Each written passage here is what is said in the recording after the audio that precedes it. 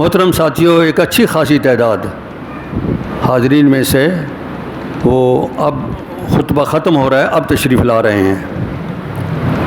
ان کے لیے میں عرض کرتا ہوں کہ آپ ایک بہت بڑی فضیلت سے محروم ہو گئے، صرف 15-20 منٹ کے وقفے کی وجہ سے۔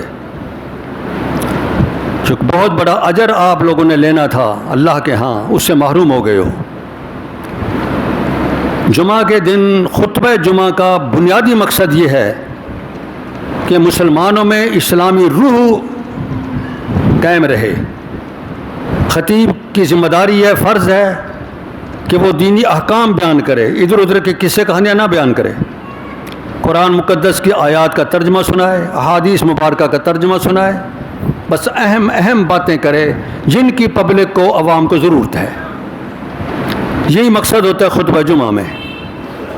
ایک ہفتے بعد لازم کہ اللہ رب کریم نے کہ انسانوں کو متنبہ کیا جائے، اور جو لوگ خطبہ جمعہ میں شریک نہیں ہوتے وہ اس اللہ کے پیغام سے محروم رہتے ہیں۔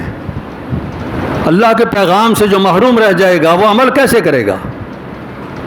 سنت اللہ جو ہے انسانوں کے حوالے سے وہ یہی ہے کہ جمعہ کے خطبے میں جلدی پہنچیں۔ قرآن مقدس میں حکم ہے، یا ایھا الذین آمنوا، ایمان والو، اذا نودی للصلاۃ من یوم الجمعہ فاسعوا الی ذکر اللہ، جب جمعہ کے دن جمعہ کی اذان ہو جائے تو دوڑ کر مسجد میں آؤ۔ اس بنیاد پہ فقہائے اسلام کا متفقہ فیصلہ ہے کہ اذان جمعہ کے بعد اگر کسی نے تجارت کی ہے وہ مال حرام ہے، وہ منافع حرام ہے۔ کوئی دنیا کا کام کیا ہے وہ لغو اور باطل ہے۔ کوئی بھی کام نہیں کر سکتے اذان جمعہ کے بعد سوائے اس کے کہ آپ جمعہ کی طرف چل پڑیں۔ یہ حکم ہے قرآن مقدس کا۔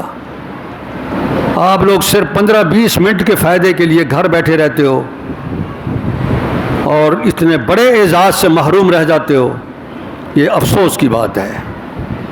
آپ کو پر وقت پہنچنا چاہیے، اللہ کا حکم ہے، اللہ کے رسول کا فرمان ہے۔